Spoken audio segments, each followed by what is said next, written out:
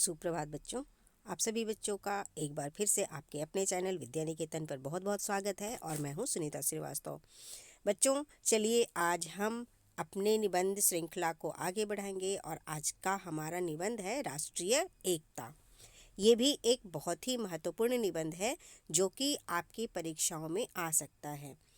तो जैसा कि मैंने बताया था कि निबंध कई प्रकार के होते हैं, वर्णनात्मक, विचारात्मक, भावात्मक या कलात्मक। तो आज का जो ये हमारा निबंध है, चलिए देखते हैं कि वो किस तरह के निबंध के अंतर्गत आता है। तो जैसे कि आपको पता ही होगा कि वर्णनात्मक निबंध किसी घटना, पात्र, स्थान, त्योहार या प्राकृतिक दृश्य आदि का वर्णन करता है। विचारात्मक निबंध किसी समस्या या विचार आदि से संबंधित, जैसे विज्ञान से लाभ, हानि, मित्रता आदि पर आधारित होता है। भावात्मक निबंध वे होते हैं जो भावों और कल्पनाओं से संबंधित होते हैं, जैसे कि परोपकार, यदि मैं शिक्षा मंत्री होता, यदि मैं प्रधानमंत्री होता। तो आज का जो ये हमारा निबंध है, ये किसके अंतर्गत आ जाएगा? ये आ जाएगा हमारी भावनाओं के अंदर, और इसलिए जो हमारा निबंध आज का है वो हो जाएगा भावात्मक या कलात्मक टाइप। तो जैसा कि हम निबंध लिखने से पहले भूमिका लिखते हैं और इसमें हम उसकी प्रस्तावना लिखते हैं। भूमिका में विषय का परिचय दिया जाता है और पाठकों को आकर्षित करने के लिए रोचक ढंग से इसे प्रस्तुत किया जाता है। इसके बाद हम बीच में लिखते हैं अपने निबंध का विस्तार। ये निबंध का मुख्य अंग होता है और इसमें विषय से संबंधित विभिन्न बिंदुओं को एक एक करके क्रमबद्ध ढंग से अनुच्छेदों में बांटकर प्रस्तुत किया जाता है। तो हमारा निबंध बहुत बड़ा नहीं है, तो हम इसे एक ही अनुच्छेद में बीच में लिखेंगे, ठीक है। और आखिर में हम निबंध के लिखते हैं उपसंहार, और ये निबंध का अंतिम भाग होता है और इसमें निबंध में कही गई बातों को सारांश रूप में प्रस्तुत किया जाता है। तो हम जिस तरह से अपने निबंध को लिखेंगे उसकी संकेत बिंदु यहाँ पे बना रखी है मैंने।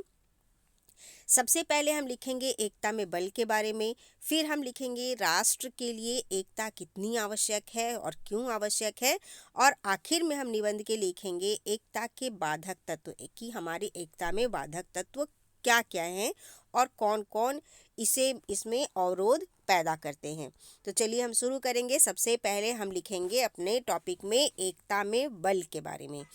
तो स्टार्ट करते हैं। संगठन में अपार शक्ति होती है। आपको पता ही है कि संगठन क्या होता है, बहुत सारे लोगों का मिला हुआ एक समूह।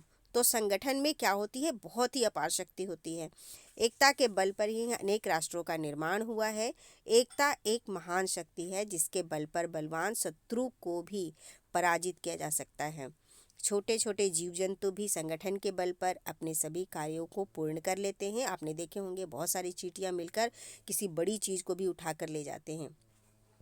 इसी तरह आपने देखे होंगे कि मधुमक्खियां एकत्र होकर एक बड़े से छत्ते का निर्माण कर लेती हैं, है ना। अब हम लिखेंगे अपने दूसरे पॉइंट को, जो कि हमने संकेत बिंदु में डाला था, राष्ट्र के लिए एकता आवश्यक। तो इसमें हम क्या लिखेंगे, एकता में जादू होता है। छोटे छोटे तृण भी, यानी छोटे छोटे घास की तरह जो होते हैं, वो तृण भी जब रस्सी के रूप में एकत्रित हो जाते हैं तो उससे मतवाले हाथी भी बांधे जा सकते हैं। एकता वह शक्ति है जिसके अभाव में कोई भी देश, समाज, संप्रदाय उन्नति नहीं कर सकता।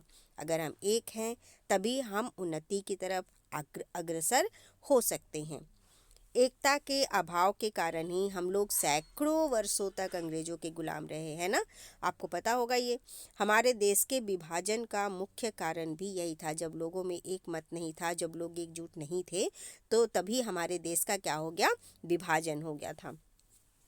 आज भी हम सांप्रदायिकता की आग से उबर नहीं पाए हैं। आज भी आप देख रहे होंगे कि बहुत जगह सांप्रदायिकता है, लोगों में आपसी भेदभाव हैं, लोग एक दूसरे को अपना मानने के लिए तैयार नहीं हैं, है ना।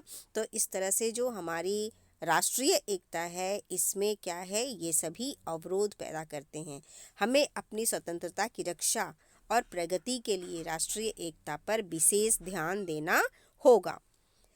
तीसरा हमने जो संकेत बिंदु रखा था उसमें लिखा था कि एकता के बाधक तत्व क्या हैं। तो चलिए इसमें हम लिखेंगे कि दुर्भाग्यवश कुछ समय से हमारे देश में दूषित राजनीति के कारण विषय जो हमारी देश की जो राजनीति है वो बहुत ही ख़राब है, बहुत ही ख़राब। तो उसकी वजह से जो हमारे देश का जो वातावरण है, जनता के बीच में जो प्रेम भावना और सद्भावना होना चाहिए वो कैसा बनता जा रहा है, वो विषैला बनता जा रहा है। धर्म की आड़ में लोग आपस में लड़ रहे हैं। स्वार्थ की भावनाएं, प्रांतीयता एवं भाषावाद के कारण राष्ट्रीय एकता की भावना कुंठित हो रही है। आज व्यक्ति केवल अपने परिवार तक ही सीमित होकर रह गया है। आज आवश्यकता इस बात की है कि सभी एकजुट होकर अपना कार्य करें। हमारी राष्ट्रीय एकता पर ही हमारी जो स्वतंत्रता है वो हमारी राष्ट्रीय एकता पर ही आधारित है। अपनी स्वतंत्रता की रक्षा के लिए हमें हमेशा एकजुट होकर राष्ट्रीय एकता को मजबूत करनी चाहिए। तो यहाँ पे देखिए हमने राष्ट्रीय एकता के इस निबंध को पूरा कर लिया है। तो आप अपनी नोटबुक में इसे लिखें और इसे याद करें।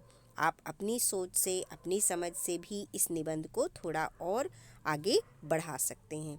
और आपके जो संकेत बिंदु में मैंने 3 ही यहाँ पे पॉइंट लिया है, तो आप इसमें और भी बढ़ा सकते हैं।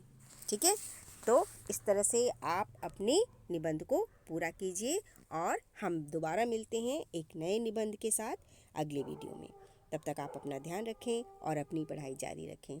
थैंक यू बच्चों, आपका दिन शुभ हो और मंगलमय हो। इसी शुभकामना के साथ बाय बाय।